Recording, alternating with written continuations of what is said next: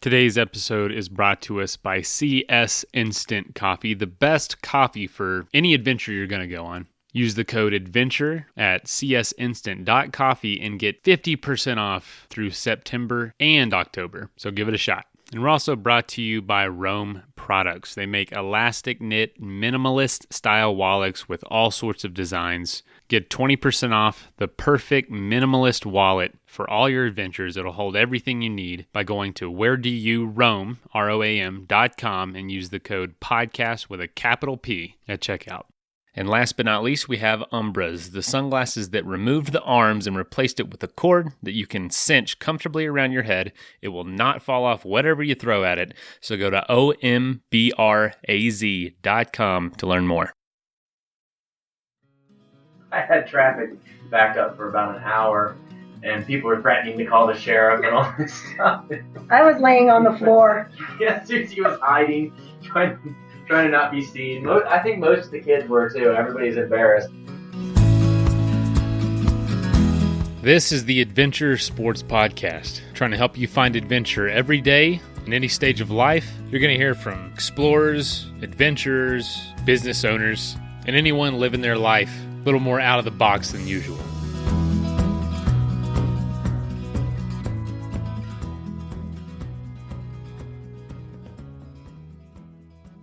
Hey folks, hope you're having a good week. I don't know if you know this or not, but on Thursdays we do replay episodes because we have nearly 600 episodes now. And oftentimes I pick one essentially because it sounds interesting and I've never heard it before. And so this one, when I saw it's a family of 14 living on an RV, I just had to know what was going on. So I released the show and I listened to it for the first time, oftentimes with you guys as well. And just because I came onto this show about a year ago when we were, about 400 episodes in. So there's a lot of them that I haven't heard, even as an avid fan, just because there's so much content out there. So that's why we do this on Thursday. And this is with Susie and Dan Kellogg, and Travis is doing the interview. And this one originally came out almost 4 years ago now, November of 2015. But anyway, I hope you enjoy, hope you learn something. I definitely can see myself being on an RV with my family at some point. I highly doubt I'm going to have a family of 12 kids with my wife and I. Yeah, that's just not going to happen. But I commend them for doing it, and I want to hear what this is about. So I hope you enjoy it, and I'm going to enjoy it along with you.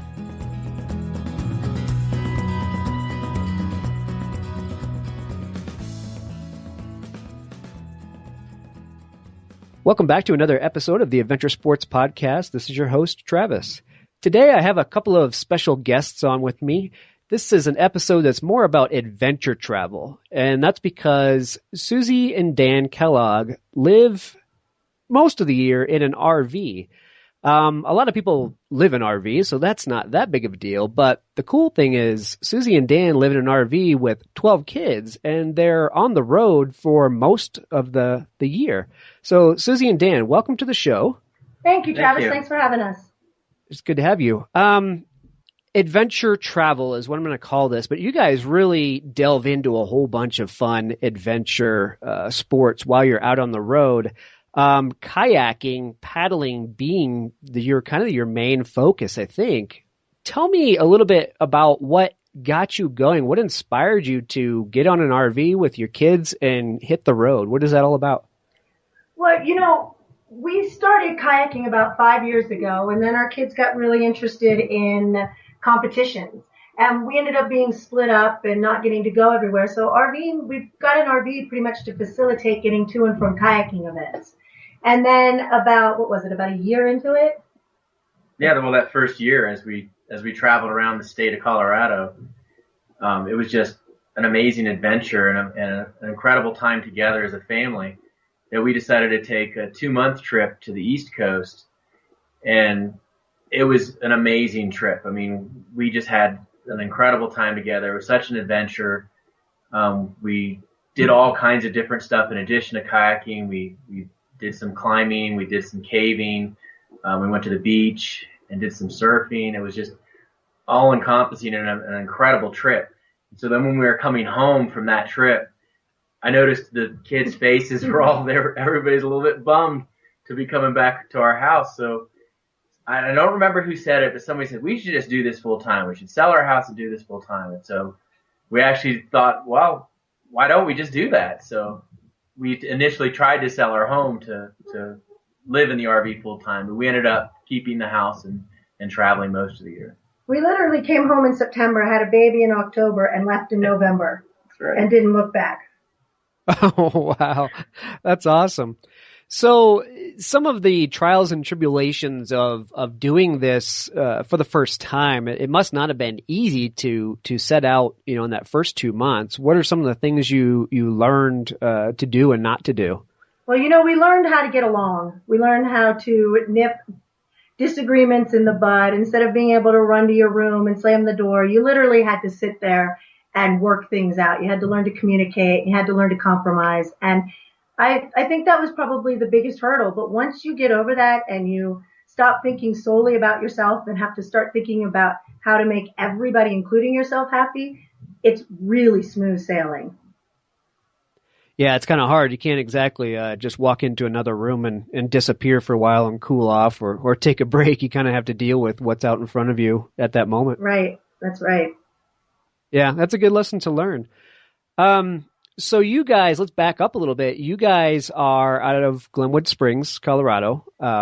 If people are familiar with Colorado, it's on I-70, kind of out in the middle of the mountains, north end of Aspen, that area.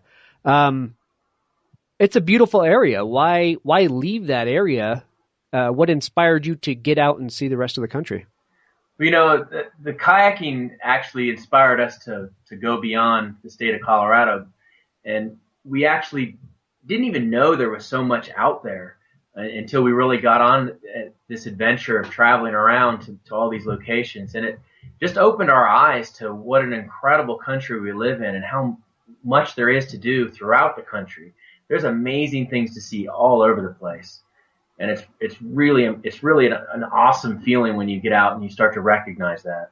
And educationally, we homeschool our kids, and so traveling has exponentially transformed our children's education. They're not learning just from a book. They're getting out there and they're learning about cultures and diversity, and they're meeting people from all different walks of life. And everywhere we go, there's some sort of history. There's always lessons. And what you learn when you're traveling and I guess everybody calls it road schooling, is that everything is an education. Education is everywhere, and it opens your eyes to how much you learn just by doing and being and living. Yeah, I think that's a really good point. I'm glad you brought it up. I was going to get into how it is you're able to do this. Most people have kids in school, are tied down with, a job somewhere where they have to be in a specific area. So you guys homeschool. You obviously do school on the road. How is it you guys can do it as far as work is concerned and income? Well, that's where we're really lucky to have this internet and these mobile devices to where we can have a Wi-Fi hotspot wherever we are. So that enables me to work, and I'm a software engineer, so I can work from a laptop pretty much anywhere in the country as long as I can maintain that internet connection. And it's a little self-serving that I asked that. I'm in a similar situation. I was looking at going on the road in an RV with my family, and I came across you guys, and of course was really intrigued with you shooting the videos for the Kellogg Show, and I want to get into that for sure.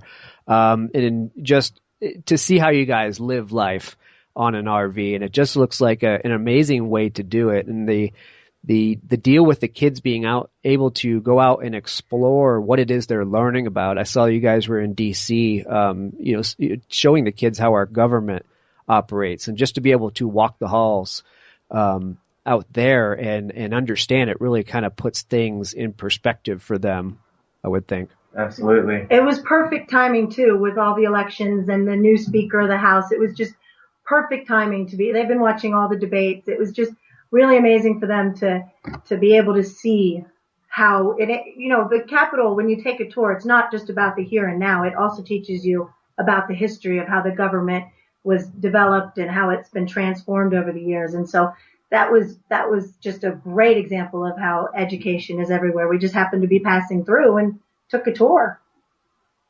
Yeah, that's perfect. So how do the kids handle it? Obviously they enjoy it. You guys, how long have you been on the road doing this, and how are they dealing with it today? Well, it's been 3.5 years since we first took off on the road. And our oldest daughter, she stayed with us for 1.5 years of that. And so far, the rest of them, our oldest son is 19.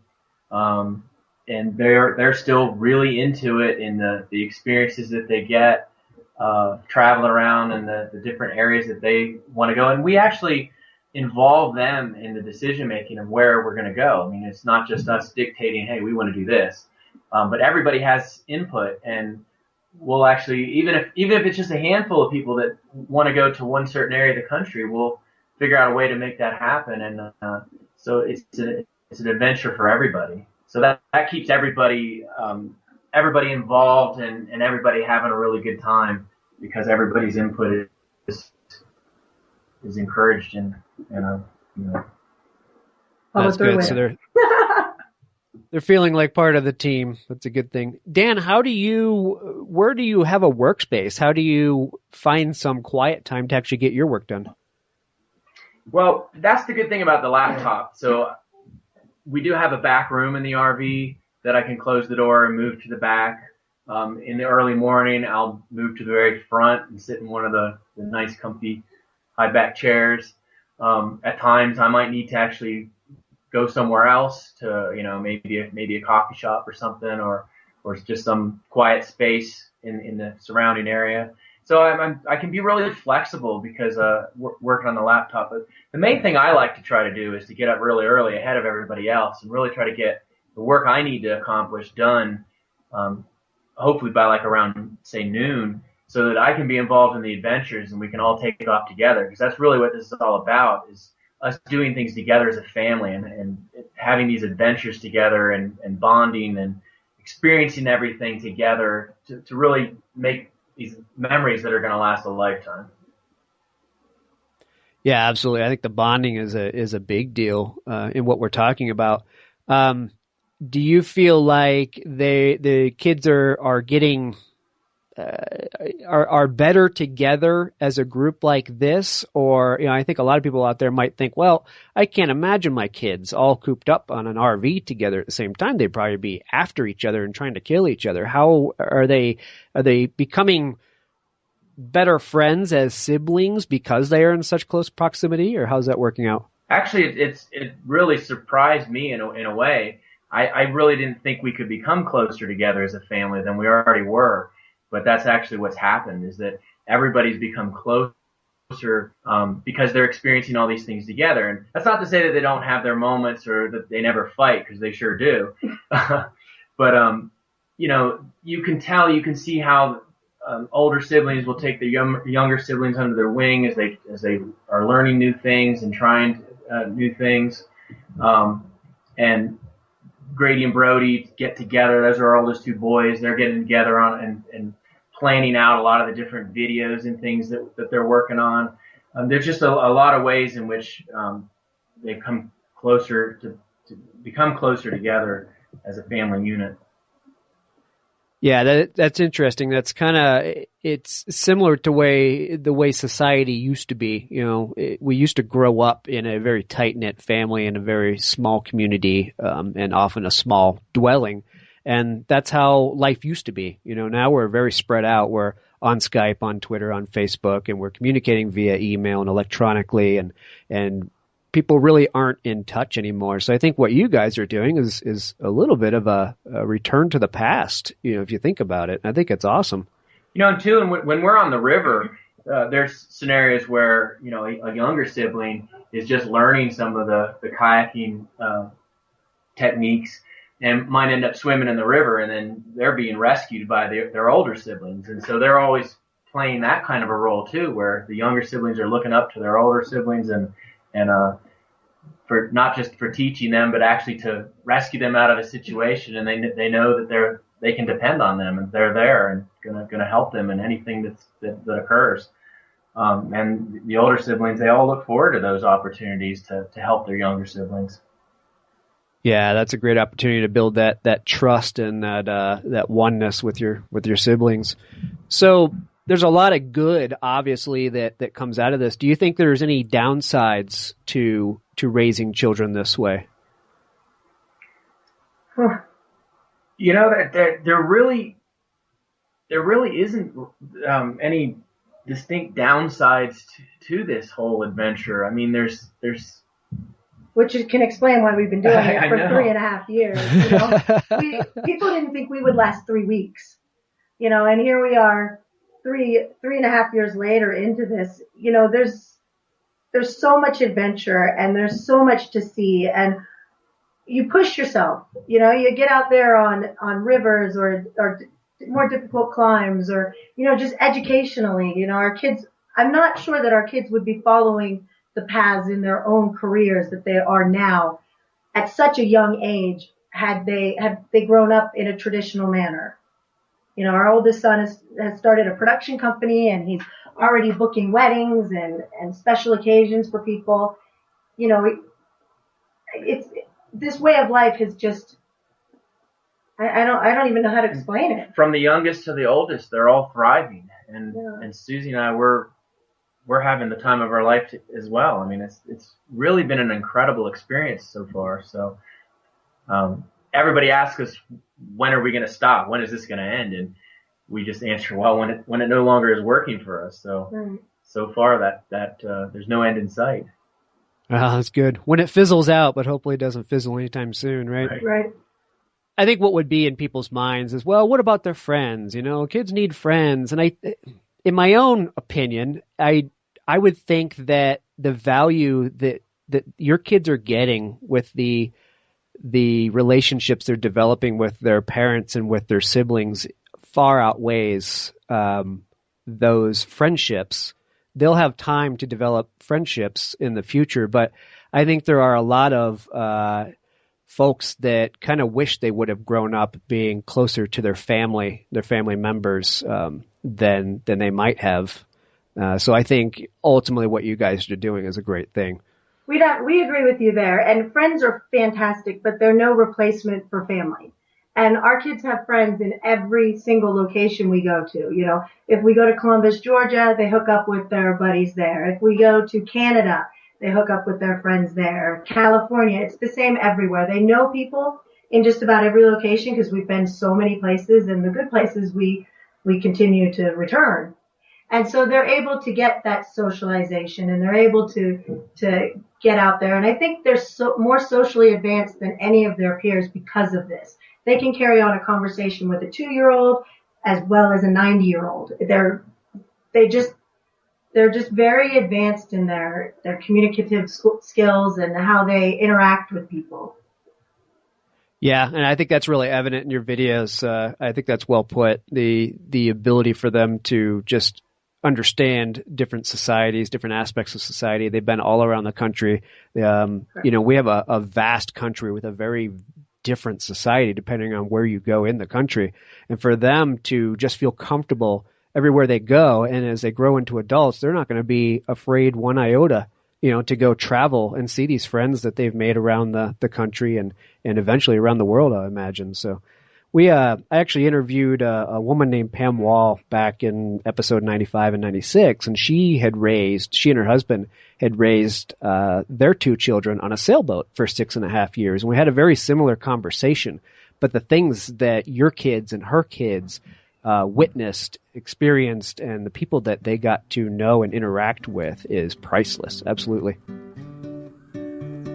It's not always possible to take a French press or coffee maker out in the woods with you, but thankfully now you don't have to, because there is a great option in CS Instant Coffee. They make 100% Arabica instant coffee in compostable packaging. It's perfect for the outdoors or whenever you don't have the time to make a fresh pot. And right now, you can save 50% on your first order by going to csinstant.coffee and using the code ADVENTURE at checkout. One of my new favorite pieces of gear is actually my wallet, and that's because it's been inspired by Simplicity by Roam Products. It's a minimalist style wallet, holds my cash, my cards, holds it really tightly because it's elastic, and it's probably eliminated my wallet size down by 60 to 70%. They offer a variety of designs from artistic to patterns, and they're machine washable if they get dirty. They come with a little carabiner so you can clip it to things like your keys or your lanyard. And they also offer a complete line of silicone rings with a variety of styles and colors. So if you're tired of carrying around a big bulky wallet, go to wheredoyouroam, ROAM.com, and use the code podcast with a capital P at checkout for 20% off.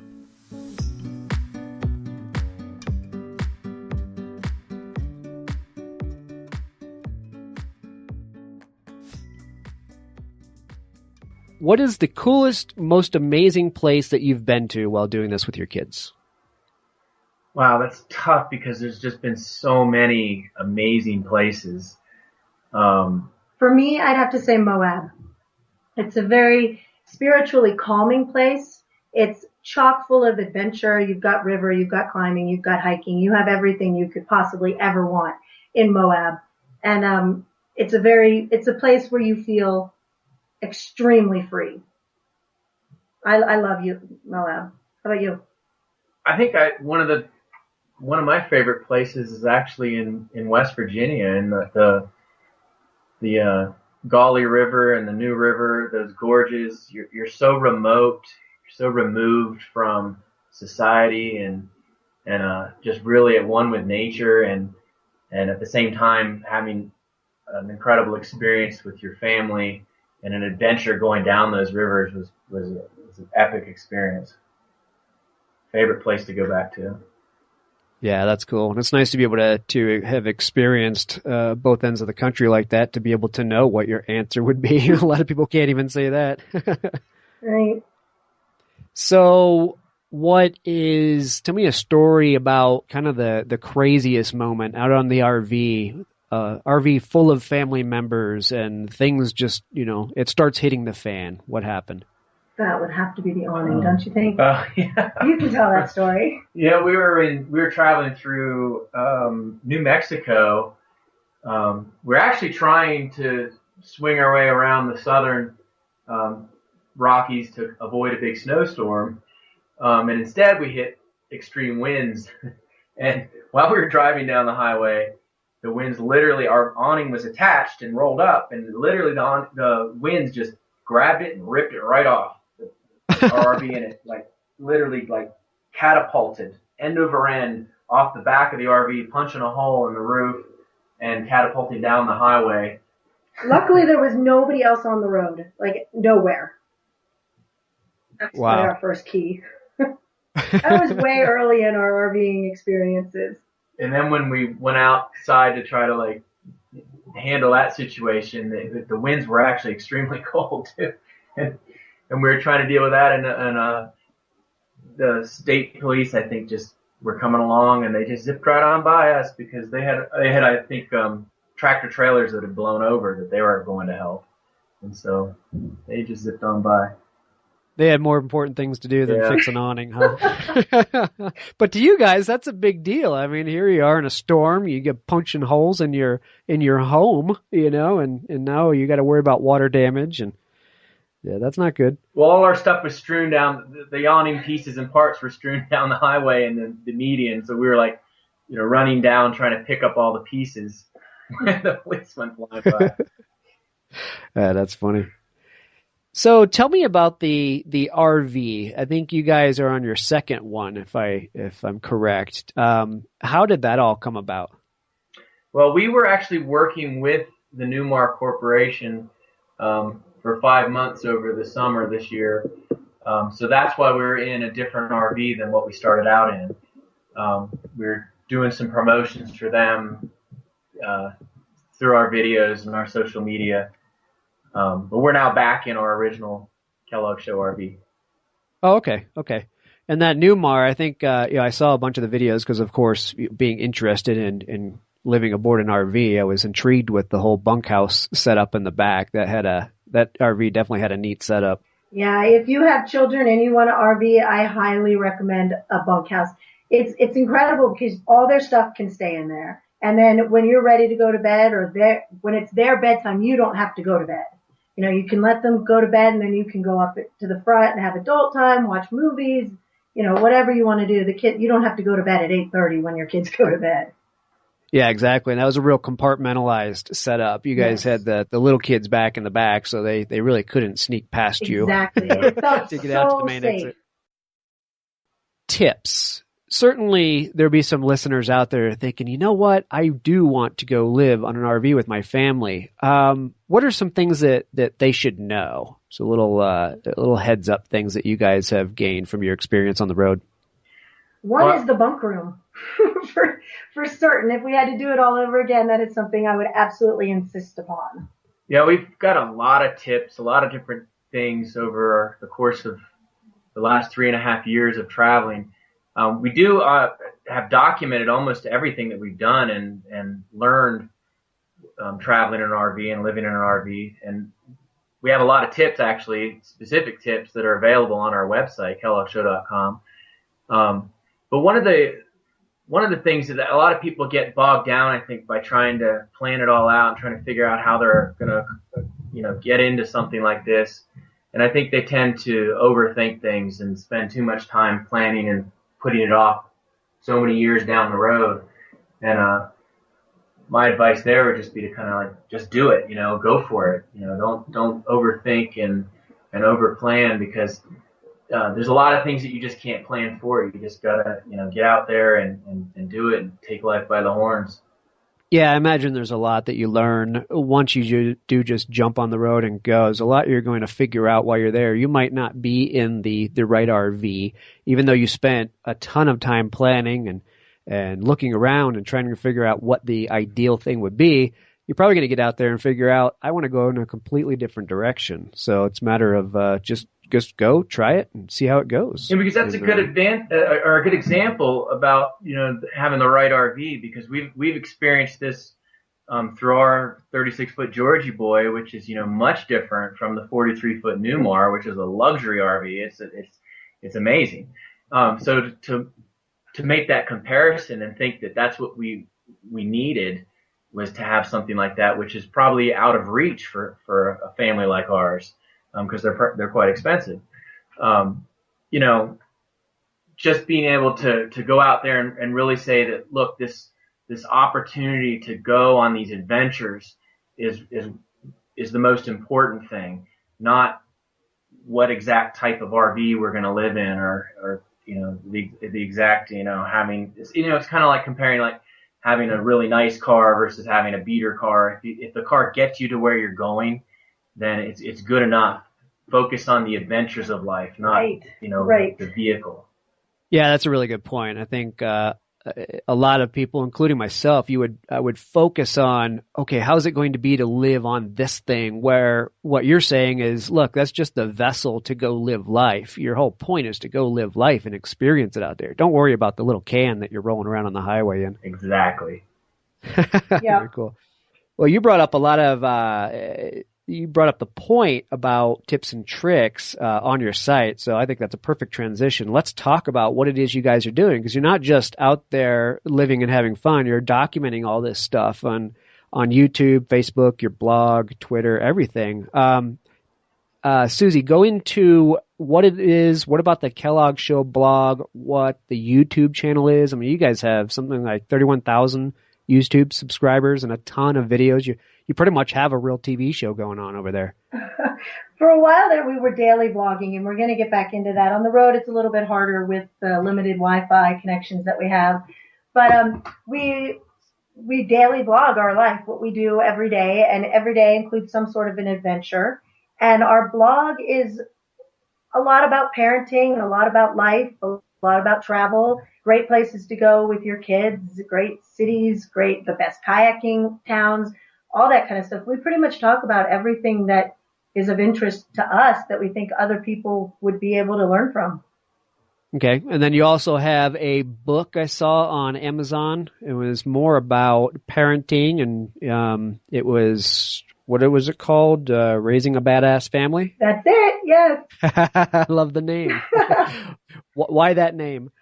Pretty much because we go against the grain for a lot of things. We homeschool our kids. We travel 10 months out of every year, and we pretty much just follow our dreams and our inspirations and don't really follow the script that's been written. And so I thought, badass family, we're whitewater kayakers, we climb, we hike, we do all these sort of things. And all that has a lot to do with how we parent. We've found over the years that we're much happier and we're better parents when we've been out with our kids doing fun things instead of concentrating on the state of the house or the laundry. Of course, all that has to get done, but that's not our focus. And so, it's just a parenting book, how we got to where we are and how we raised the children that we have. And, we're quite proud of our kids. They're really remarkable kids. So I really wanted to share how we got to that point. Yeah, it sounds like a good manual for those that want to kind of get off the beaten path a little bit with family life and raising children. I can get on board with that. Absolutely. What is inspiration to you guys? I know we talked about kayaking inspiring you guys to get on the road, but what is it that inspires you about living your life this way? That really stems from our faith and our faith in God and belief in, doing the right things and what we need to do to get our kids to heaven, and then enjoying the life that we have together and making the most out of every situation, finding the silver lining in everything. And really, what we really hope to do is inspire other families to empower them to really seek the best out of life and not focus so much on what society dictates, what society tells us we need to do, because in modern times it seems like that's less aligned with our faith anymore, and that really what we need to do is to go out and try to help others, and in doing so we're demonstrating that to our kids and showing them, how they should live their lives. So for the last 6 months, I have completely switched over to Ombraz sunglasses. And that's because they fixed everything that frustrates me about sunglasses. First of all, they removed the arms, so it's just a cord that connects the frame and it goes around your head. And it's able to cinch and securely fit against my head. Doesn't shake off at all, and when you pull them off, it's completely flat because there's no arms, so you can't break them. So I put them in my pocket and they're good to go. You can wear them in the river, you can wear them biking, you can wear them playing basketball outside. They're not going to fall off, and you don't get a headache from the arms pressing up against you. I was skeptical until I put them on, and honestly, I don't even have any other pair of sunglasses now. And also, they give back to the environment. They use zero plastic packaging. They plant 20 trees per every pair that's sold. And to date, they've planted over 125,000 mangrove trees. So if you'd like to get a pair, go to ombraz.com, and that is OMBRAZ.com.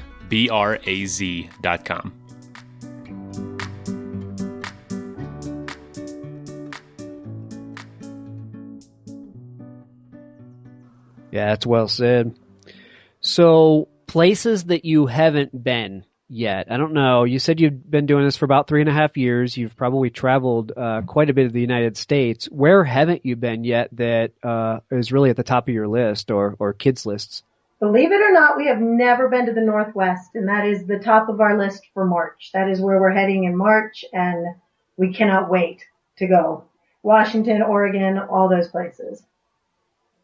Yeah, it's a beautiful area. I am constantly drawn to the Pacific Northwest. I don't blame you there. So what do your kids know about it? Do they have things out there that they're really wanting to see, or are they things that they're specifically excited about? They want to kayak. They want to kayak Washington State. That's the top. That's their dream. So yeah. And the other place they really want to go the Redwoods, though. They're talking about those. Yeah, right. And then the next place is definitely Costa Rica, Chile, for obvious reasons there as well, kayaking.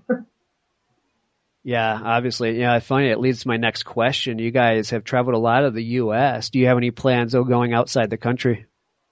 Absolutely. We really are looking forward to venturing with the RV down south into South America. Yeah, that'd be awesome. So let's do a funny story. You guys, 3.5 years on the road, 12 kids, 2 parents. There have got to be some funny stories that have come out of that so far.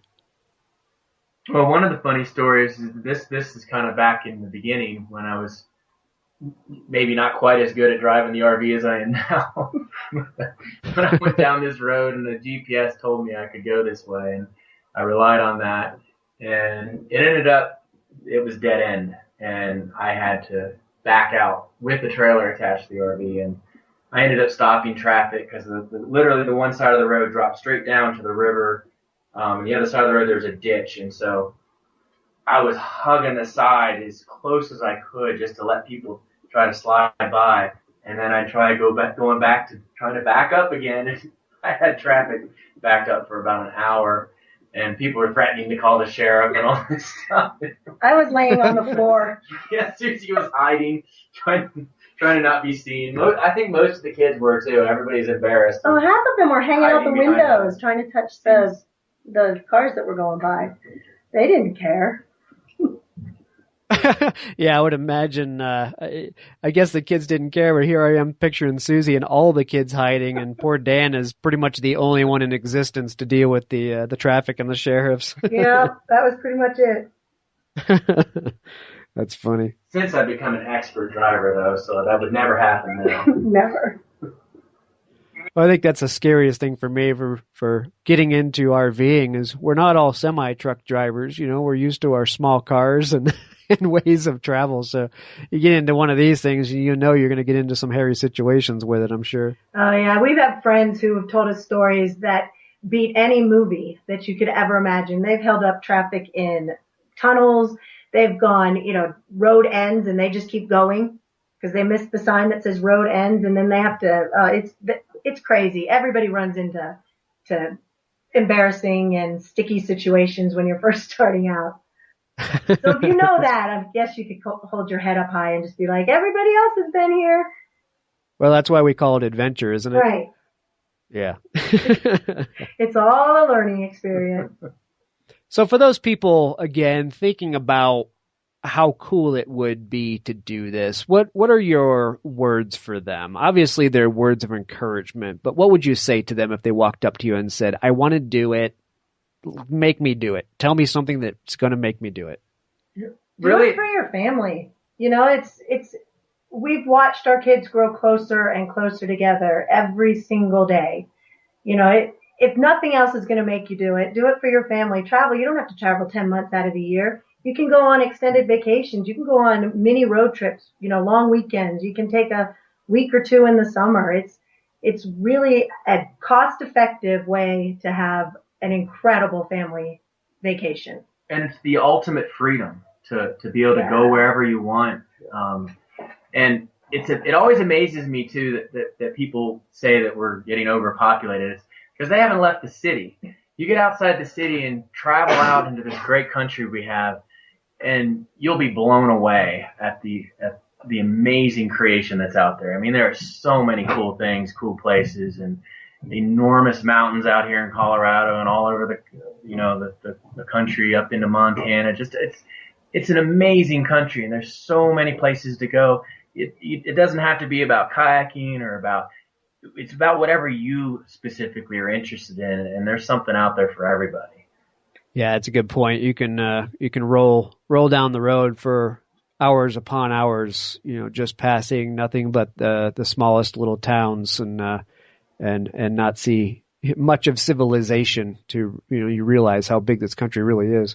And in an RV, you can stop in all these places. It's not just getting from point A to point B. You can Right. plan your route and just drive a little bit each day and hit new places and see new things. Yeah, half the fun is the detours you take. The kids, of course, are GPS crazed, and they'll see a lake here or a river there or, the biggest ball of yarn 5 miles north or whatever it is that they look at. it's so easy just to veer off the highway and follow your GPS for a couple minutes, jump out, see whatever it is they wanted to see or whatever it is you want to see, and then get back on the road towards your destination. Like Dan said, it's not A to B. It's everything in between that makes the journey. Yeah, absolutely. Well, it's neat that the kids can speak up and say, hey, I found this thing. Can we go see it? Just to be able to turn off an exit and go find that cool thing that they want to see. Yeah. To have that flexibility is an awesome thing. It is. I was going to ask, when it comes to Dan working, Wi-Fi is not ubiquitous. Cell sites are prevalent, but certainly not the entire country is blanketed. How do you deal with planning and making sure that you get to areas where you can find a suitable place to stay overnight in the RV, as well as get that internet connection that you need? Does it take a ton of planning to do that? Do you just kind of get used to the process eventually? Well, I have a Verizon wireless jetpack, and so that connects through the Verizon mobile network, and surprisingly it works in pretty remote areas even. I mean, unless we're really like deep down in a canyon or something, I usually will have some connectivity. And then I also use a Wilson power booster. So if I am a little bit more remote, that thing, I put that antenna up, goes about 20 feet up in the air, and that really will boost my signal to help me out in some of those remote areas. I might have to come find you and get some advice on that if we decide to do it ourselves, because that's one concern that I've had is, if you need to dial in for work, how are you going to do it? Where are you going to be? Are you always going to be in coverage? So that's definitely a concern. We definitely have some connections for anybody who's interested. That's on our website too. It's a great deal and stuff. Awesome. Great. Now, what about planning as far as places to stay? Do you always have to make sure that you're pulling into a decent RV campground? I mean, obviously, either one of the RVs that you guys have been on are pretty good size rigs. So how much planning goes into where you're going to stay each night? We do more boondocking than anything else. So again, we kind of like go wherever, and we'll have to find a place to fill up with water and dump our tanks, every so many days. But aside from that, I'll just kind of start looking what's close by, how far do I have to go to do that. But typically we're just boondocking in the wilderness. Down by the river, the side of a cliff. That's the way to do it. There's no use in going and parking, sidling right up against another RV in a park, right? Absolutely. I was going to ask about boondocking. You guys have 7 or 14 people aboard. You've got to go through your fresh water and your holding tanks pretty quickly. We have become masters at water conservation. It's almost absurd how long we can go without filling up. I think, how big is our tank? I think it's 66 gallons, I think. You can go 5 or 6 days on that water tank. Wow. And usually we'll fill up some extra, like jugs of water, 5-gallon jugs and things just to help out in between so that we don't have to fill up as often. Wow, that's impressive. Well, your kids are probably going to have some of the cheapest utility bills out of any family in the country, I imagine, when they grow up. They're becoming real green. That's great. All right. So let's make sure that people know where it is they can find you. We mentioned your blog and YouTube, but let's give them the details, and I will also make sure I put all the links in our show notes for the podcast. So let's start out with YouTube. We're Kellogg Show pretty much everywhere that we exist across the board. So on YouTube, we're Kellogg Show, all one word. On Twitter, Facebook, Instagram, Pinterest, we're Kellogg Show. Yeah. And our blog is kelloggshow.com. All right. Easy enough. It's Kellogg for Kellogg. So, and then also people can look for your book, Raising a Badass Family. That's on Amazon. You can read it on your Kindle. And like I said, we'll make sure that we get all of that in the show notes. So listeners, go check out the Adventure Sports Podcast website and click on the show notes for Susie and Dan's episode, and we'll get you linked up to them. Go check out their YouTube channel. They got some awesome videos, very entertaining, especially if you're into any kind of water sports, paddling, SUP, jumping off of cliffs, all that stuff is there. They're having a blast, and I think it'll probably inspire you to go out there and do something similar with your family, I hope. So, Susie and Dan, thanks so much for taking a little bit of time and telling us how it is to raise a family of 14 on an RV. It's an impressive feat. I'm so glad you guys are doing it, and you truly do inspire me. Thank you. Thank you so much for having us. All right, my pleasure. Take care. Bye. Bye. First of all, thank you so much for listening. It means the world to us that you choose to listen to this show. If you'd like to help us further, you can leave a review on iTunes, share us with your friends, your family. It goes a long way to grow in the show. You can also support us financially through patreon.com/adventuresportspodcast. Link is in the show notes. And also, if you have an idea of who could be a good guest for the show, we're always looking for people to tell their story about the outdoors or adventure. So if you know someone, please reach out. Email us at info@adventuresportspodcast.com. And until then, get out there and have some fun.